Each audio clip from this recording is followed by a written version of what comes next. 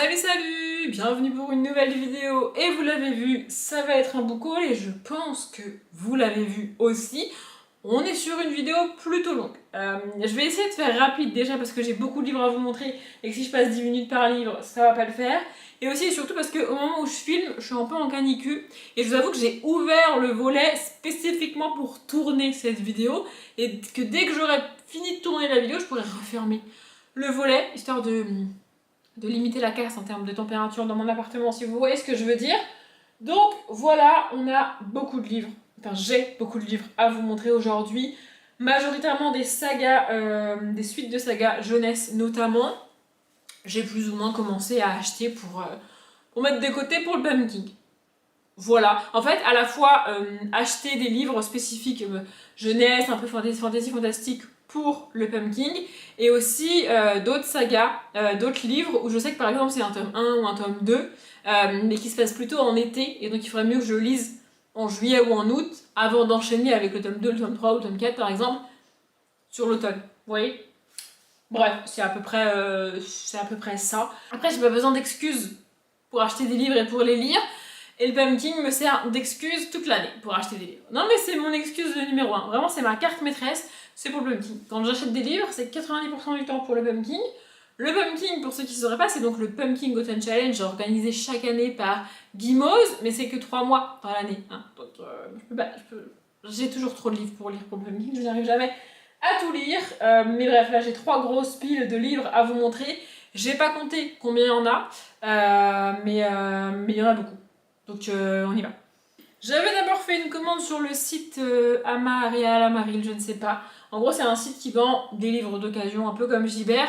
Mais il y a pas mal de livres que je trouve pas sur Gibert et qui sont disponibles sur ce site parce que ce sont notamment des anciens livres de bibliothèque. Bon, il y a les étiquettes, etc. Mais en vrai, si je trouve pas les livres ailleurs, bah autant que je les prenne avec les étiquettes de bibliothèque. À un moment donné, entre ça et les acheter neufs, je préfère les acheter comme ça. Voilà, depuis toujours, j'achète mes livres 90% du temps d'occasion. On finira ce book haul avec une commande de livres neufs, sinon tout le reste c'est que des livres d'occasion que j'ai achetés soit sur Amarial, soit sur Gibert, soit en bouquinerie directement. Voilà, je consomme le livre principalement d'occasion.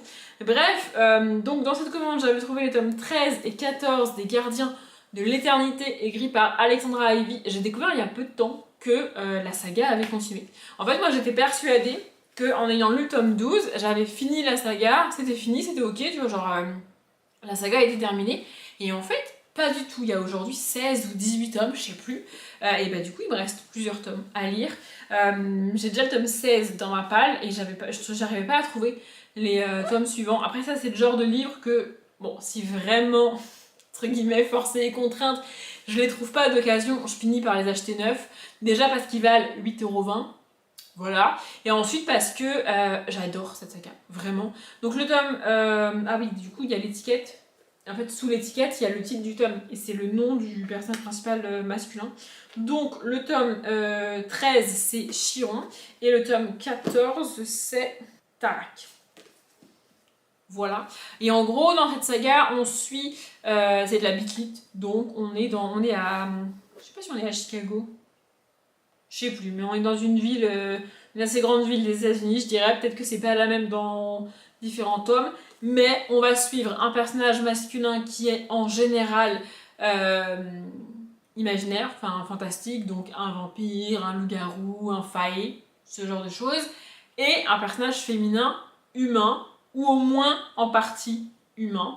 Ça arrive dans de rares cas sur toute la saga où c'est le personnage féminin qui est surnaturel et le personnage masculin qui est humain, mais dans 99% des cas, peut-être qu'il y a un tome dans l'autre sens, mais sinon c'est tout. Et donc en fait, le principe, et je le répète à chaque fois quand je parle d'Alexandra Ivy et de saga, c'est qu'en gros, le personnage féminin va se retrouver dans une situation mêlée au surnaturel alors qu'elle a rien demandé à personne. Soit parce que on l'a enlevé, on l'a séquestré. Tu vois, il y a genre un vampire qui l'a enlevé, qui l'a séquestré dans une cage pendant 3 semaines, et un autre vampire qui va venir pour la sauver, par exemple. Soit parce que on va lui transmettre une partie surnaturelle en elle et la transformer en mi-humaine, mi-autre chose, tu vois, alors que je rappelle, elle n'a rien demandé à personne. Et dans la majorité des tomes, on a le personnage masculin qui arrive sur son cheval blanc en mode vous inquiétez pas madame, je vais vous sauver. Et ça ne loupe jamais avec Alexandra Ivy, alors que la meuf est dans la merde. Genre, il y a littéralement une scène où la meuf, elle est enfermée dans une cage à barreaux, tu vois. Le gars, il vient pour la libérer et elle le regarde, elle est en mode j'ai pas besoin de toi, gars. Si, t'as besoin qu'on t'aide en fait. Mais j'adore ce truc-là. Et il y a aussi un autre truc magique, littéralement, dans les livres d'Alexandra Ivy, c'est que notamment avec les vampires, quand un vampire tombe amoureux d'une personne, hein, que ce soit une humaine, une autre vampire, etc., c'est viscéral chez lui de vouloir à la fois la protéger et à la fois la rendre heureuse. Le problème étant que quand la personne dont il tombe amoureux est dans la merde et en galère, donc il veut la sauver, il veut l'aider, c'est viscéral chez lui, mais en même temps, elle lui dit clairement qu'elle n'a pas besoin de lui et qu'elle ne veut pas qu'il l'aide. Donc, il veut viscéralement l'aider parce qu'il l'aime, et en même temps, il veut viscéralement la rendre heureuse parce qu'il l'aime, et la rendre heureuse, c'est pas l'aider. J'adore voir les gars en détresse comme ça. Bref, j'aime beaucoup les Alexandra Ivy, et j'ai dit si je passe 10 minutes par livre, on n'est pas au bout, donc bref, lisez du Alexandra Ivy. Si vous aimez la Buckley, en tout cas, moi j'adore. J'avais aussi pris, dans cette même commande, il me semble, 2 suites de saga jeunesse, donc 10 minutes sur le vif, qui est le tome 4, il me semble, de Jean-Christophe Tixier. J'aime bien cette saga, franchement je trouve ça assez intéressant à lire. C'est le genre de petit livre jeunesse qui se lit bien, qui se lit vite, et qui en même temps apporte pas mal de réflexion aux enfants. Et c'est pas tout est noir ou tout est blanc. J'aime bien quand c'est très nuancé, notamment dans les livres jeunesse. J'aime pas trop le côté les méchants sont très méchants, les gentils sont très gentils, les enfants doivent écouter les adultes ont raison, les enfants ont tort, tu dois écouter, tu dois faire ce qu'on te dit. J'aime pas ce genre d'injonction très carrée donnée aux enfants. J'aime bien quand on donne une vue d'ensemble d'une situation à un enfant et que c'est soit à lui d'en tirer ses propres conclusions, soit à l'adulte qui lit avec lui de discuter de ça. Vous voyez ? J'aime beaucoup. Et j'aime bien l'écriture de Jean-Christophe Tixier. J'ai donc déjà lu les 3 premiers tomes. Ouais, c'est ça, il me semble que lui c'est le tome 4. Je voudrais pas vous dire de bêtises. Ah, c'est ça, le tome 1 c'est 10 minutes à perdre, le tome 2 c'est 10 minutes trop tard, et le tome 3 c'est 10 minutes de dingue. Je sais pas ici avec quel personnage on va être, parce que du coup on a 3 personnages principaux masculins et un personnage principal féminin qui n'habitent pas dans la même ville de France notamment, ils sont 2 et 2 un peu. Du coup dans le tome 1 et 2 on suit un jeune garçon qui déménage, donc qui a quitté ses 2 copains qui eux sont restés en banlieue parisienne, qui emménage dans une maison en pleine campagne et qui va rencontrer sa voisine du coup. Dans les 2 premiers tomes, on est avec lui dans sa maison, et dans le 3e tome, on est avec ses copains dans leur immeuble en banlieue parisienne.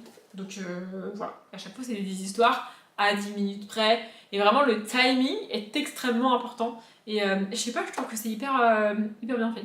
Bref, j'ai hâte du coup. Bon, sur celui-ci, il faut que je trouve un moyen pour retirer l'étiquette parce que c'est absolument immonde. Voilà, donc c'est Les Sorcières du Beffroi. J'ai lu le tome 2 il y a pas longtemps, donc ça c'est le tome 3, Les bas rouges se bougent, de Kate Saunders. Donc ici on suit des sorcières, on suit donc Petit Boudin et Grande Greluche, surnommés Boud et Grelu, franchement j'adore. Et on est dans un univers jeunesse avec des sorcières pas commodes. Genre elles sont moches, elles ont des verrues, elles ont la tête verte, les cheveux violets. Vraiment. Et elles font de la magie, mais genre c'est pas des gentilles sorcières qui vont faire des gentils sorts pour être gentilles et mignonnes avec les gens, tu vois. Non. Les sorcières sont... C'est pas qu'elles sont méchantes, c'est qu'elles sont pas gentilles.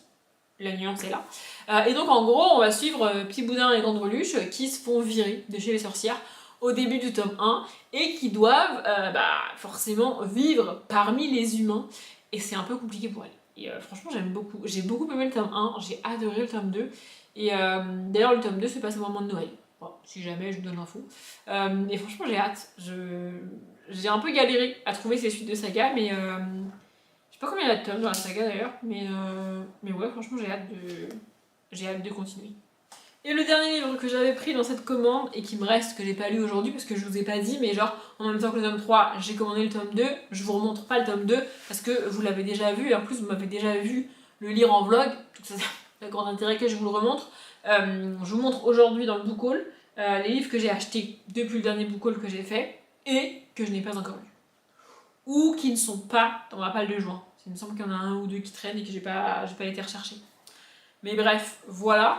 Donc j'ai aussi pris Mortimer, mort de peur, le tome 1, La clinique du docteur fou de Agnès Laroche. Voilà, c'est un tout petit livre jeunesse, j'aime bien ce genre de petite saga jeunesse. Mortimer veut prouver qu'il n'est pas un gros peureux, il accepte de visiter la clinique du docteur fou. Va-t-il mourir de peur pour de vrai? Voilà, typiquement, une petite lecture pour Halloween, pour le pumpkin, ça m'a l'air parfait. Les 3 suivants, je ne sais pas si c'était la même commande ou si c'était une autre commande Gibert à part. Franchement, je ne sais plus, mais c'est une commande ou une autre de livres d'occasion.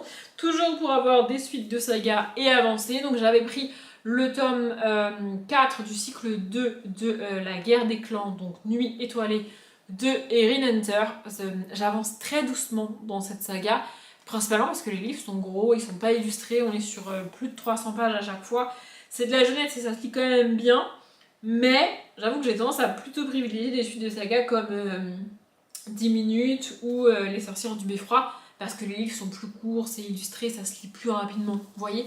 Mais j'aime beaucoup cette saga, on y suit des chats qui vivent dans une forêt, qui sont séparés en 4 clans, il y a tout un tas de codes, il y a toute une codification sur la vie des chats, comment ça se passe, l'organisation, etc. etc.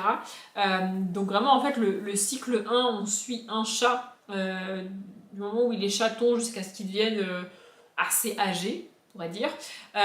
Et donc en fait avec lui on vit pas mal d'étapes de sa vie de chat, on apprend plus sur comment les chats fonctionnent, leur organisation dans la forêt, les saisons qui passent, etc. etc., etc. Et dans le tome 2, dans le cycle 2, il y a une prophétie faite par les ancêtres qui dit que en gros ça va être la merde pour les chats. Voilà. Et que leur cohésion dans la forêt va être mise à rude épreuve. Et pour cause, il y a des travaux qui sont faits en fait par les humains dans la forêt. Et donc les chats sont un petit peu dans la mouise. Voilà, mais franchement j'aime beaucoup. J'aime beaucoup cette saga, c'est en jeunesse, mais c'est pour des enfants plus grands que les autres sagas jeunesse que je peux vous présenter d'habitude. Mais ça fait très longtemps que j'ai commencé cette saga, parce qu'il y a 6 tomes dans le premier cycle, et donc 6 tomes dans le deuxième, et donc là je suis au 4e du deuxième cycle, mais ça fait au moins 3-4 ans que j'ai commencé la saga. J'avance pas vite, mais j'avance quand même. Ensuite, il me semble que c'est le tome 4 de Mamie Polar que j'ai acheté, donc Tant de chiens pour Mamie Jo de Régis Delpech. Voilà, écoutez, je l'ai trouvé, du coup je l'ai pris. J'aime beaucoup cette saga, on y suit une mamie qui tous les samedis garde ses petits-enfants parce que leurs parents travaillent. Et à chaque fois qu'elle... Enfin, pas à chaque fois, mais nous, quand on les suit, c'est parce qu'il se passe quelque chose.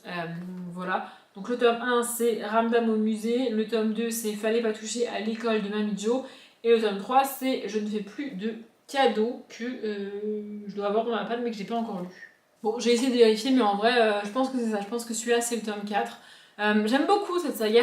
C'est pas très plausible en termes de rebondissements, d'action et d'événements qui se passent dans les tomes. Mais c'est fun à lire, c'est cool et les personnages sont attachants. Donc moi, j'aime bien.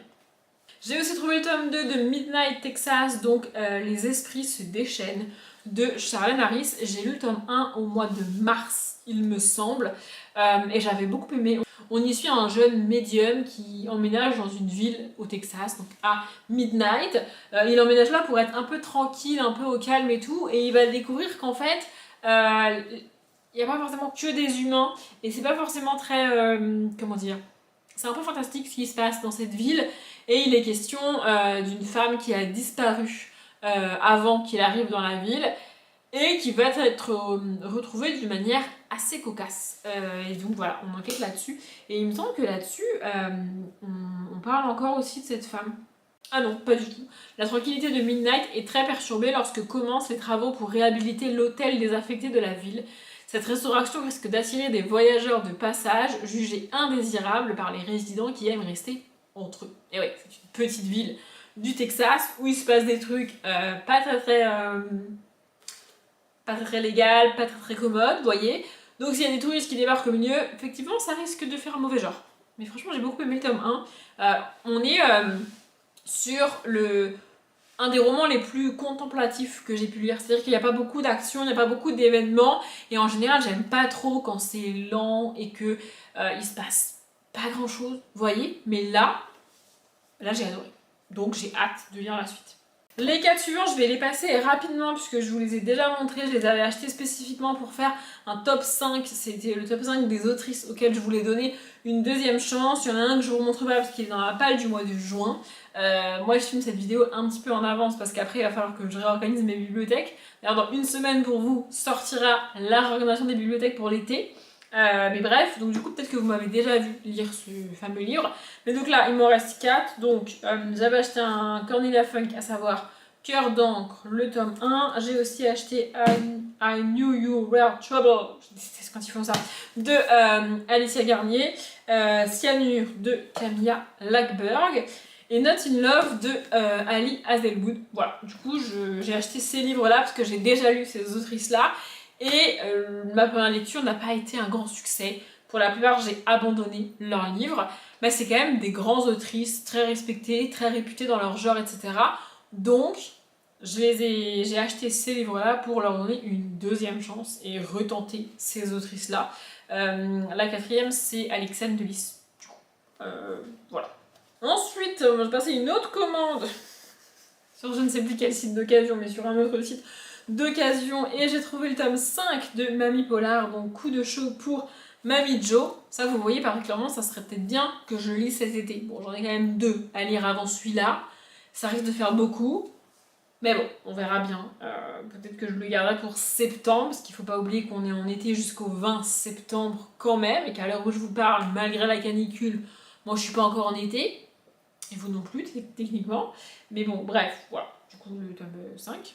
J'ai aussi pris Hotel Summertime, le tome 1, Amy de Louise Byron. En fait, vu le titre, c'est pas mal de le lire en été. Je me suis dit, mais pour le lire, il faut que je l'achète. Ça fait un moment que je le... En fait, quand je fais des recherches pour trouver des livres jeunesse ou des livres fantastiques, etc., pour le Pumpkin, celui-là revient. Le problème, c'est que Summertime pour le Pumpkin, ça colle pas vraiment. Mais j'ai quand même envie de tenter. Donc, je l'ai enfin trouvé. Je trouve ça juste dommage parce qu'en fait, c'est pas... le livre est pas glacé, il est pas plastifié, il est vraiment en effet papier et je trouve que ça s'abîme beaucoup trop vite quoi. Et bon, bref. Par contre, je trouve ça hyper bien fait. Genre, en fait, les trous là, vous voyez, c'est vraiment des trous. C'est-à-dire qu'on voit vraiment ce qu'il y a en dessous. Vous voyez, et en dessous, c'est comme ça. Je trouve ça assez cute en vrai. Bref, voilà. Au milieu des herbes folles et des murs décrépits, un vieil hôtel semble figé dans le temps. Dans le village, personne n'en connaît les propriétaires. Quel secret cache-t-il? Bon, c'est à peine la moitié du résumé, mais moi ça me suffit.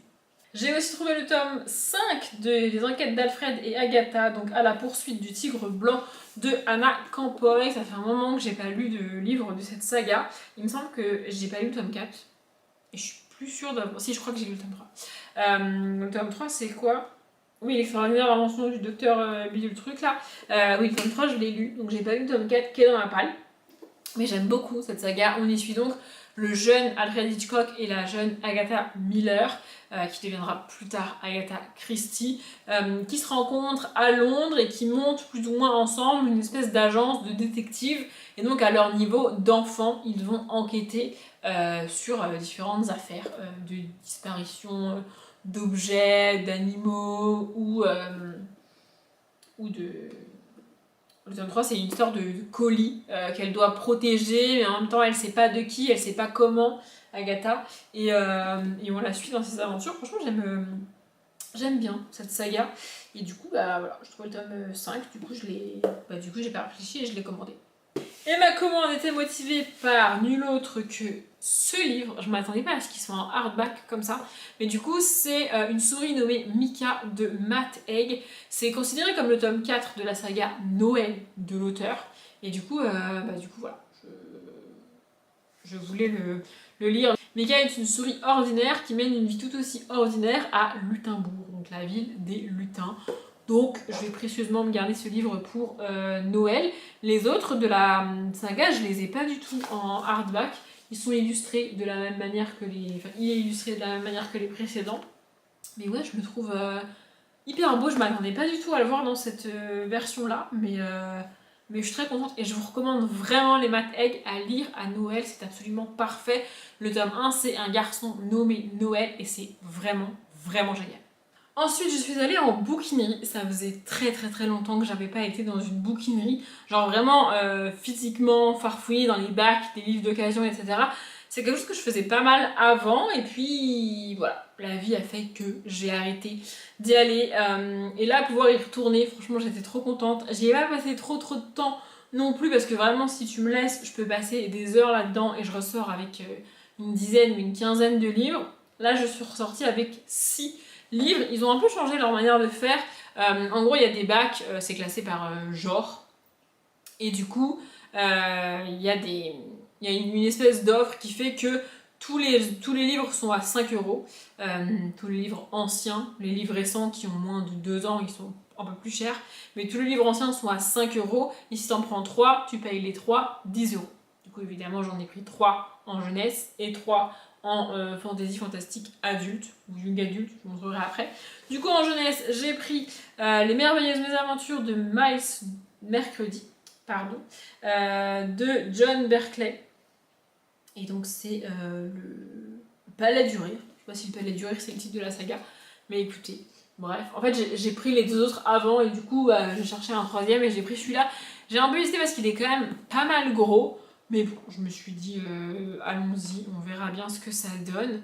C'est bizarre, il y a marqué un nom de personne derrière et c'est marqué 15 jours du 29 avril au 15 mai. Je sais pas, c'est un emprunt. Je sais pas, c'est très bizarre. Mais bref, Miles Mercredi n'est pas un orphelin comme les autres. Il vit dans un tonneau qu'il partage avec un ourson en peluche mandarine. Par une nuit de grand vent, le cirque Oscuro arrive dans leur bonne ville de Graillon. Ce n'est pas un cirque ordinaire, pense tout de suite Miles Mercredi. Ce tigre qui vient lui parler, c'est tout de même bizarre. Moi, je m'arrête là pour le résumé. Il reste encore plusieurs phrases. Mais ouais, enfin, genre, je sais pas, ça me... En fait, j'adore la couverture. Je peux pas l'expliquer, je la trouve très cool. Et puis, cette histoire de cirque, je me dis, on verra bien. Et donc, les 2 livres que j'avais vus, et franchement, je me suis dit, il est hors de question que je reparte sans. Ce sont des livres de Paul Béhorn. Et alors, le titre de la saga, écoutez bien, Le Club des chasseurs de fantômes. Je peux pas passer à côté. Donc, le tome 1, c'est Le navire des disparus. C'est trop mignon. C'est chez Rajo. Et le tome 2, c'est Le mystère de la statuette. Mais franchement, ça, c'est ma cam. Des petits livres en jeunesse. Je sais pas si... Non, ils sont pas illustrés, mais des petits livres jeunesse qui parlent de fantômes. Puis alors, Paul Béhorn, c'est quand même à mon sens, en tout cas, un grand nom de la littérature jeunesse française. Donc ouais, franchement, il était hors de question que je reparte sans. Dans le magasin, je savais pas lequel était le tome 1, lequel était le tome 2. J'ai bien vérifié pour être sûre que j'avais au moins le tome 1 dans les mains. Et en fait, sur les mystères de la statuette, il n'y a que celui-ci qui est cité, et sur celui-ci, il n'y a que les mystères de la statuette qui est cité. Donc je me suis dit, a priori, il n'y a pas de 3e. Et a priori, il n'y a pas de 3e. Donc voilà. En vacances à La Rochelle. La Rochelle, c'est à genre 1 heure et demie de chez moi. Voilà. Donc en vacances à La Rochelle, Louise a disparu, enlevée par des fantômes. Son grand frère Sacha et son cousin Nicolas se lancent sur leurs traces avec l'aide de Camille, une fille de leur âge qui semble savoir beaucoup de choses sur les fantômes. Franchement, ça a l'air trop cool. Donc j'ai trop hâte. Et avant de trouver les livres jeunesse, j'avais beaucoup farfouillé dans la fantaisie adulte et un peu young adulte. Je cherchais notamment je suis fille de rage de Jean-Laurent Del Socorro parce que Piketty Bookies en a pas mal parlé et franchement ça m'a vraiment donné envie, mais je ne l'ai pas trouvé et vous ne le verrez pas dans ce book haul parce que par la suite je ne l'ai pas non plus trouvé ailleurs. Je finirai par le trouver d'occasion parce que je suis pas fan de la couverture, de la réédition en hardback collector, etc. Je suis pas très fan. Donc je me dis que je peux le trouver d'occasion à l'ancienne version. Mais j'ai quand même trouvé 3 livres qui sont des livres quand même très connus. Je pense qu'ils sont tous les 3 young adultes, mais que j'avais jamais lus. Donc je me suis dit pourquoi pas. J'ai d'abord pris Les voleurs de fumée de Sally Green. C'est marqué une princesse, un soldat, une chasseuse, un traître, un voleur. C'est des belles briques. Hein. Les 3 que j'ai pris là, c'est d'énormes briques. Je sais pas quand est-ce que je les lirai, mais bref. Voilà, en fait ça fait partie des livres que j'ai vu pas mal passer sur les réseaux, que j'ai l'impression que globalement les gens ont aimé, Moi j'ai attendu que la hype passe pour les lire. Et j'ai tellement attendu qu'on est en 2026, je ne l'ai toujours pas lu alors qu'il est sorti en 2021.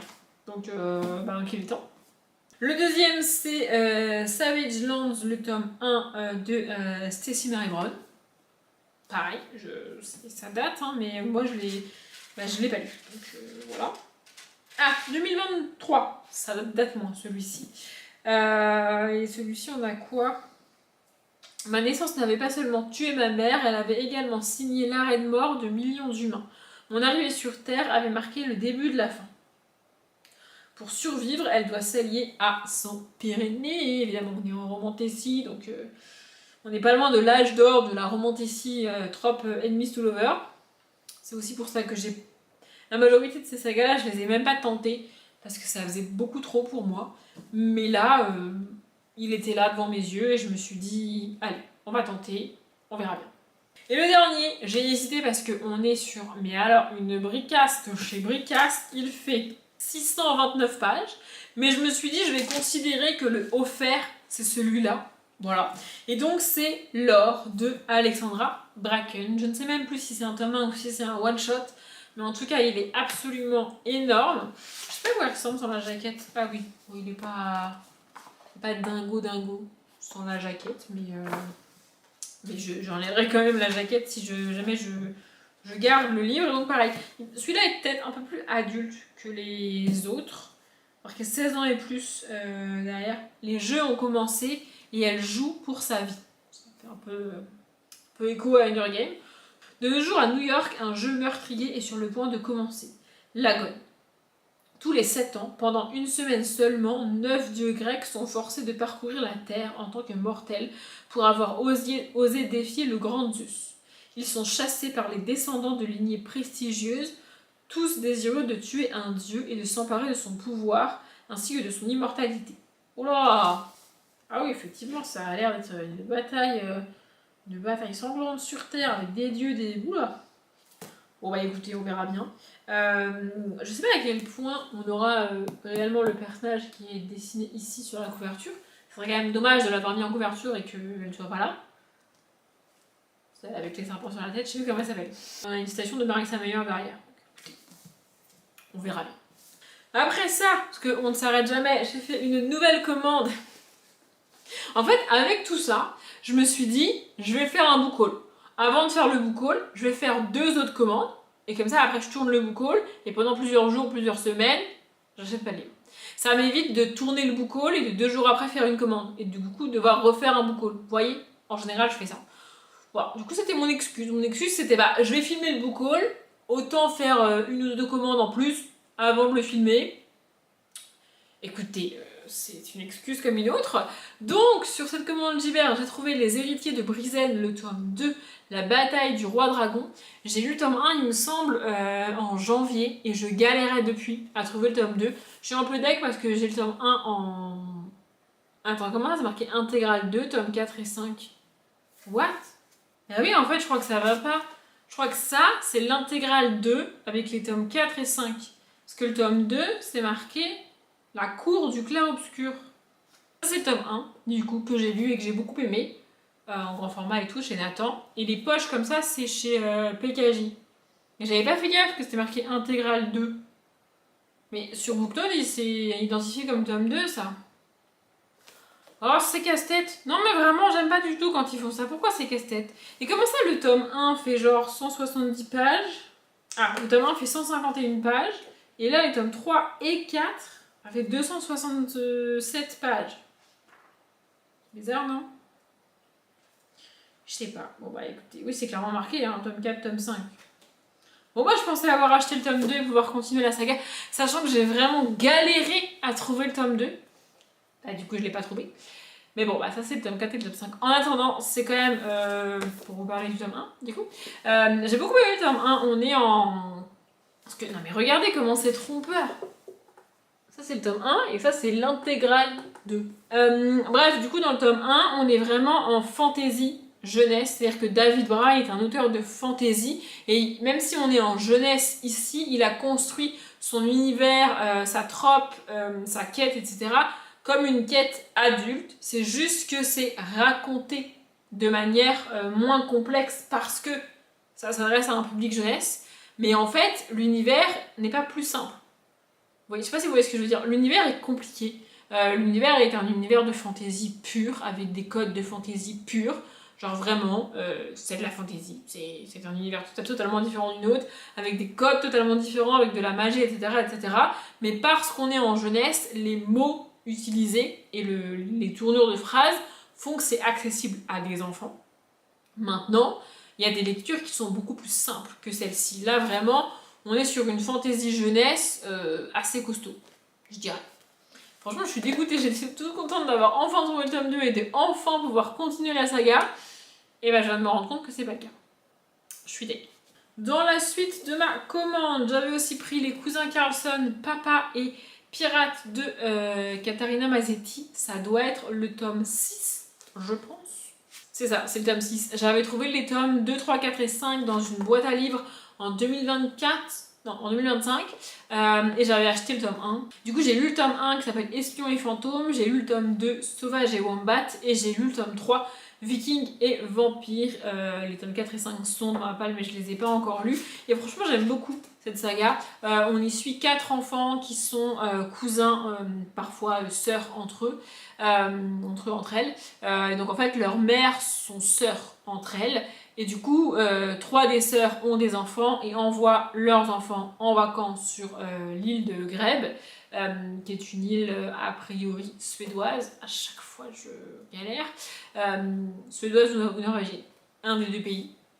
Et donc en gros, sur cette île vit une femme qui s'appelle, je ne sais plus comment, c'est pas marqué, mais bref, on a une femme qui vit toute seule sur cette île et il se trouve que cette femme, c'est la sœur des mères des enfants.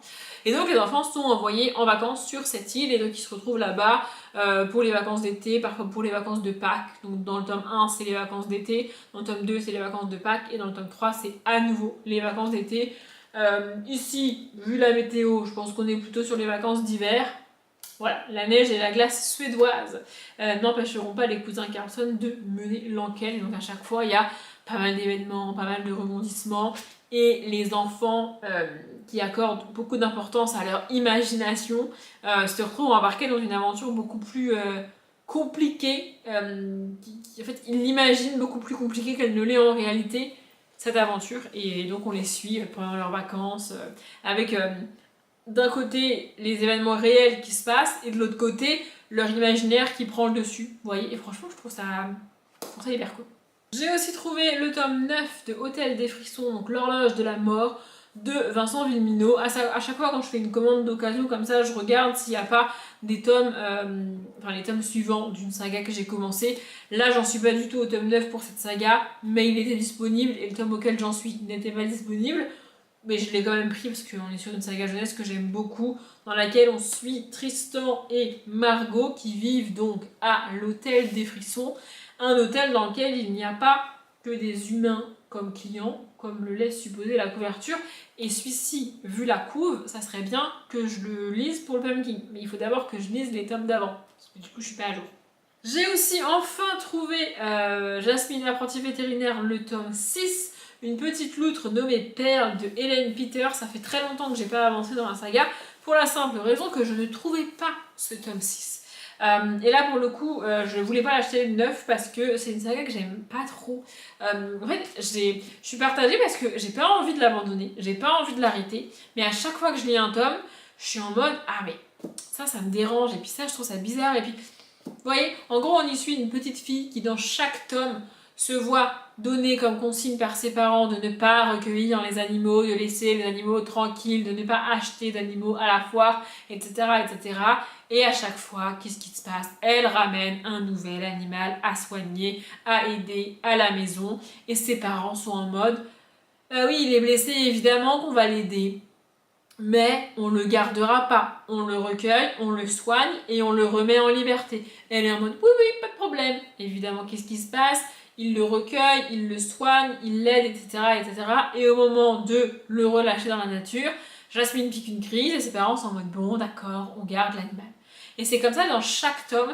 Et je trouve que c'est pas un bon message à renvoyer aux enfants. C'est-à-dire que à chaque fois, les parents sont clairs avec l'enfant, ils lui disent d'accord mais on la garde pas, et à chaque fois ils la gardent quand même.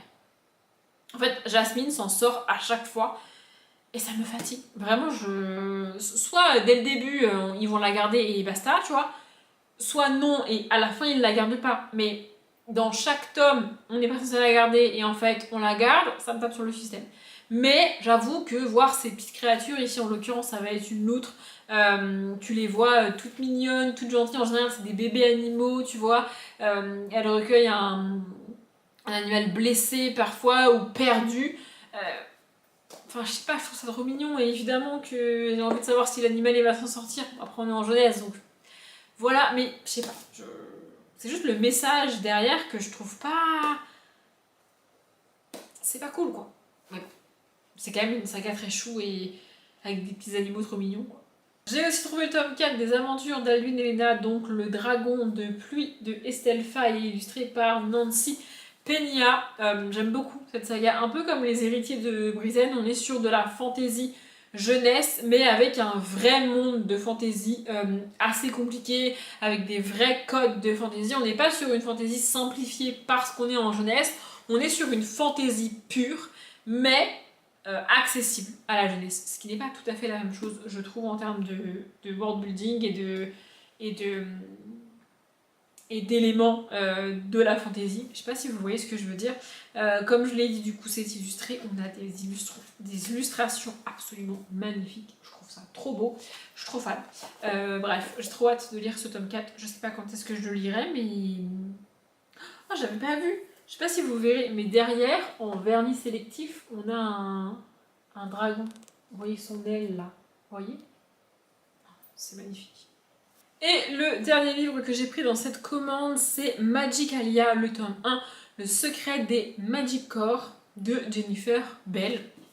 Franchement, je suis trop fan de la couverture. C'est magnifique. Vraiment, je suis trop fan. Je sais pas s'il va être réellement une question de dragon ou pas. D'ailleurs, c'est marqué une course autour du globe pour percer le mystère de créatures extraordinaires. Et donc, sur la 4e de couvre, on a des créatures qui sont dessinées. Franchement, je trouve ça trop cool. Je sais pas si c'est illustré. Non, c'est pas illustré. On a juste des créatures différentes à chaque en-tête de chapitre. Comme ça, vous voyez. Mais ouais, donc du coup, c'est le tome 1. Pas hyper long. Enfin, ouais, ça fait 330 pages. Franchement, ça va. Je trouve. Et ouais, je trouve la couverture absolument magnifique. Je suis trop fan. Non, mais j'avoue, je suis trop fan.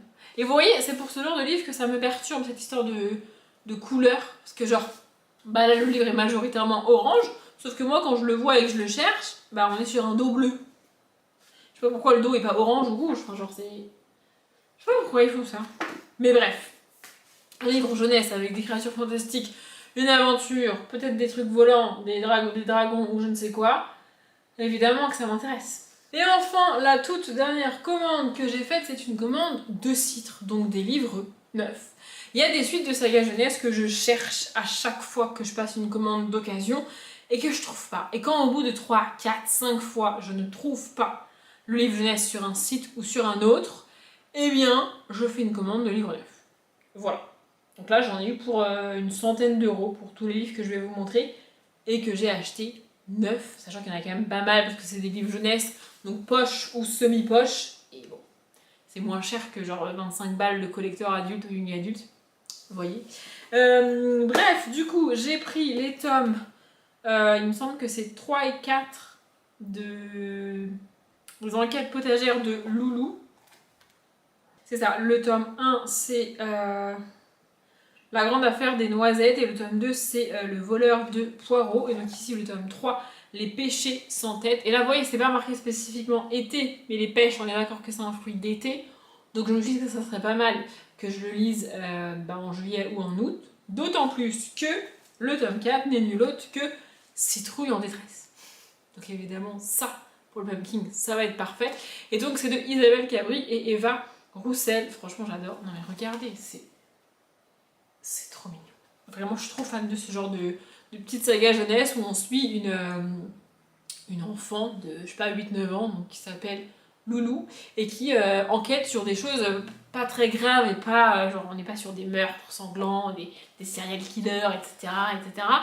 Mais voilà, on est sur majoritairement des enquêtes liées à la nature, comme vous avez pu le voir avec les titres, les poireaux, les noisetiers, les pêches et les citrouilles. Vous voyez, à chaque fois dans le jardin de sa maman qui fait un potager, il y a un souci ou un autre, et donc du coup Loulou enquête.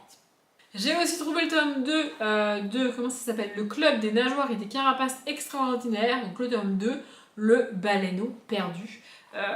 Ici on est sur une saga qui se passe dans l'eau, donc avec des animaux marins, donc des tortues, des poissons, Club des nageoires et des carapaces quoi. Et voilà, pareil, les enfants animaux, alors ça vraiment... Les bébés animaux, c'est vraiment ma passion dans la vie. Ils vont mener des enquêtes. Il me semble que le tome 1, c'est pas vraiment une enquête, c'est plus une espèce d'aventure pour essayer d'aider les adultes. En gros, il y a un problème dans la communauté des animaux dans l'eau, tu vois. Et les enfants ont une idée pour résoudre le problème, mais les adultes sont en mode, ouais, non, laissez-nous tranquilles, on va nous résoudre le problème en adulte, on s'en occupe, tu vois. Et les enfants partent à l'aventure de leur côté pour mettre en place leur idée et résoudre le problème. C'est plus ça qu'une enquête. Mais franchement, j'avais beaucoup aimé le tome 1. Et encore une fois, j'adore les histoires avec les animaux.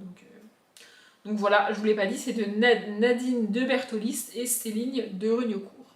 Ensuite, j'ai trouvé les tomes 2 et 3 des enquêtes H2O d'Églantine Chalutier. Donc le tome 2 qui veut faire sauter le musée de Richard Petitsigny et Marine Cabidoche. Ça c'est le tome 2. Et le tome 3, c'est qui veut éliminer les tortues. Je l'ai pas fait exprès, mais du coup c'est pareil, c'est des animaux marins. Voilà, on est sur un poulpe, des requins, ce genre de choses. Et donc Églantine Chalutier, pour le coup, est une enquêtrice qui est envoyée régulièrement résoudre des problèmes dans un coin ou dans un autre d'un océan. Je ne sais même plus lequel. Le tome 1 est en rapport avec le Titanic. Et franchement, j'avais bien aimé. Après, j'ai moins aimé le tome 1 de cette saga que les autres sagas de cette collection-là chez Gulfstream. J'adore cette petite collection Gulfstream. D'ailleurs, je sais pas si vous avez fait gaffe, mais tous les livres que je viens de vous montrer, c'est Gulfstream. Voilà, les premiers, c'est 7 ans et plus, et Églantine Chalutier, c'est 8 ans et plus. Mais moi, j'ai 32 ans, donc 7 ans et plus ou 8 ans et plus, c'est pareil. Mais j'adore, vraiment, j'adore ce genre d'enquête où on suit des enfants enfin, ce genre de livre où on suit des enfants qui mènent des enquêtes, des animaux qui mènent des enquêtes, des bébés animaux qui mènent des enquêtes, qui résolvent des problèmes. Enfin, j'adore ce genre d'aventure, donc c'est ma crème. Et ça se lit hyper vite, c'est hyper cool. Ensuite, j'ai pris Hôtel des Frissons, le tome 6 à table de Vincent Villeminot. Je sais pas si je vous ai dit que c'était de Vincent Villeminot, le tome 9 d'ailleurs, tout à l'heure, mais c'est pareil. J'aurais pu attendre de le trouver d'occasion celui-là, mais comme j'ai passé la commande, je me suis dit let's go. Et j'ai déjà dans la palle les tomes 7, 8 et 9. Donc si je veux avancer dans la saga, il me fallait vraiment ce tome 6. Donc comme ça, je l'ai. Et j'ai aussi pris le tome 6 de l'Académie des Dragons. Donc c'est de Alastair Chichol, mais le tome 6 c'est Erin et Breeze Rock. Ça fait des mois que je cherche ce tome 6 et que je ne le trouve pas. Et donc du coup bah là je me suis dit vas-y c'est bon, je le commande neuf à un moment donné, ça suffit. Je suis en train de me dire que je sais même pas quand est-ce qu'il est sorti, ouais 2024, donc quand même ça fait un moment. Mais je ne le trouve pas d'occasion, donc à un moment donné je me suis dit let's go. Ici on y suit ni plus ni moins que des dragonniers. Voilà, des enfants qui découvrent qu'ils sont dragonniers et qui sont liés à un dragon et qui vont dans une espèce d'école de dragons. Enfin, si vous ne le savez pas, j'adore les dragons, les histoires jeunesse et les histoires dans lesquelles il y a une forme de communication entre les humains et les animaux. Et là, on a les trois réunis. J'adore. Ça fait longtemps que j'ai commencé cette saga, mais je ne trouvais pas ce tome 6. Donc là, franchement, j'ai trop hâte. Un autre livre que je ne trouvais pas d'occasion et donc que j'ai fini par acheter neuf, donc c'est Les Petites Sorcières, le tome 3, Belladone et la Grande Colère de Anne-Fleur Moulton et Nina Six. Ici on est sur une saga avec des tomes compagnons, c'est-à-dire qu'on a une héroïne par tome à chaque fois et en plus elles ne se connaissent même pas. On est dans à peu près le même univers avec une histoire de sorcières et de magie, mais on a des familles différentes, des histoires différentes, des héroïnes différentes, ce qui permet en jeunesse d'aborder plein de thématiques parce que c'est toujours un peu délicat de prendre un groupe d'amis et de dire que c'est pas sur les 5 amis, il y en a une qui permet d'aborder une grande thématique jeunesse, genre le divorce des parents, l'autre elle va tomber amoureuse et puis ça va être compliqué. Vous voyez, ces grandes thématiques jeunesse, oui, ça se retrouve partout, mais faire ça au sein d'un groupe d'amis ou avec le même personnage, parfois c'est un peu tiré par les cheveux. Et ici, comme c'est des personnages totalement différents qui n'ont aucun lien entre eux, ça permet vraiment d'aborder plein de thématiques. Les parents séparés, il me semble qu'il y en a une qui a perdu sa mère par exemple. Et voilà, ça permet d'aborder plein de choses. Et franchement, j'adore cette saga. Anne-Fleur Mouton est une autrice que j'aimerais vraiment lire plus. Et alors vraiment, enfin genre... Non mais c'est trop beau, j'adore. Il y a des petites araignées, des petits... Oh là là, c'est trop mignon. Je sais pas à quelle période de l'année ça se passe, mais la donne ouvre une boulangerie. Si j'ai un challenge avec un truc de sucrerie ou de pâtisserie ou de trucs de thé et je sais pas quoi là. Oh mon dieu, ça va être parfait. Et c'est donc illustré par Nina Six avec ce genre de petite mignonnerie. Franchement, je suis trop fan. J'ai aussi pris les tomes 4 et 5 de Magic Perry. Waouh, j'avais pas vu. Il y a une espèce de coup de cutter sur mon tome 4. Waouh, c'est violent. Bref, et puis, non. Bref, le tome 4 c'est un bébé chez les sorciers. Et le tome 5 c'est l'inconnu de la lune rose. Pardon, j'ai fait tomber mon livre. Je disais, pareil, j'ai lu le tome 3 il y a pas longtemps. Et c'est une saga que je trouve très très difficilement d'occasion. Après, il coûte pas très cher neuf, donc là je me suis dit let's go, je commande les deux suivants, comme ça j'aurai de la marge. De la marge pas tant que ça, parce qu'ils font 60 pages, donc voilà. En gros, on y suit Magic Perry, une jeune sorcière qui est appelée un jour à diriger les sorcières, puisque sa grand-mère est la suprême, donc la chef, et c'est héréditaire, vous voyez. Et du haut de ses, je sais pas, 12-13 ans peut-être, elle a décidé de remettre en question les traditions des sorcières. En fait, quand t'es petit, on t'apprend pas mal de choses, pas mal de traditions, et il y a parfois des choses où les adultes n'ont pas d'explication, genre c'est comme ça parce que c'est comme ça. Tu vois. Et elle remet en question ce truc de c'est comme ça parce que c'est comme ça, elle est en mode c'est pas parce que ça a toujours été comme ça qu'on est obligé de continuer comme ça. Et donc dans chaque tome, vraiment, elle bouleverse les choses. Mais ça me perturbe, j'avais pas fait gaffe. Enfin, genre, je sais pas si vous verrez l'immense... Non, vous voyez pas. Vous voyez là? Le pli là, c'est pas un pli, c'est un coup de cutter, genre. Je sais pas, en fait, ça m'agace d'autant plus que c'est visible dans le book haul. Là, je n'achète quasiment jamais mes livres neufs. J'ai très peu d'exigences sur la qualité et l'état des livres d'occasion, tu vois. Mais si j'achète un livre neuf, c'est pas pour qu'il ait un coup de cutter, tu vois. Genre ça, sur un livre d'occasion, ça me dérange pas trop. Mais bon, là, il est neuf, quoi. Enfin, il est censé être neuf. Bref, c'est pas grave, en attendant, c'est une très bonne saga. J'ai aussi enfin acheté Le Collège Maléfique, le tome 5, La fille du chaos de Cassandra O'Donnell. Il me semble qu'il est sorti en fin d'année dernière. Et en fait, à chaque fois que j'ai fait une commande de titre depuis qu'il est sorti, je me demandais est-ce que je le prends, est-ce que je le prends pas, est-ce que je le mets, est-ce que je le mets pas. Et là, j'ai enfin acheté ce tome 5. Vu la couve, je pense que je vais le garder pour le Cold Winter, parce qu'on est sur de la neige, etc. etc. J'aime beaucoup cette saga. Mon seul problème avec cette saga, c'est que tant que Cassandra O'Donnell écrit Le Collège Maléfique, elle n'écrit pas le 8e et dernier tome de Rebecca Keane. Ça me pose problème. Mais j'aime beaucoup cette saga. On y suit une jeune fille qui a des pouvoirs et qui a toujours caché sa différence magique, un peu. Parce que si jamais la police, en gros, se rend compte qu'elle a des pouvoirs, ils vont l'envoyer dans un pensionnat magique avec que des élèves qui ont des pouvoirs magiques. Et elle veut pas, elle veut rester avec son père, sauf que au début du tome 1, elle reçoit une lettre qui lui dit que on leur a rapporté qu'elle avait des pouvoirs magiques et que donc elle doit aller au collège maléfique. Même si elle n'a pas envie. Et donc on suit ses aventures dans ce collège-là, sa rencontre avec les autres élèves, qui sont les gentils, qui sont les méchants, comme dans n'importe quel collège et dans n'importe quelle école, il y a des clans, les populaires, pas les populaires, etc. etc. Et franchement j'aime beaucoup suivre, comment s'appelle-t-elle, Emma. J'aime beaucoup, mais c'est juste que je préférais suivre Rebecca, Madame Cassandra O'Donnell.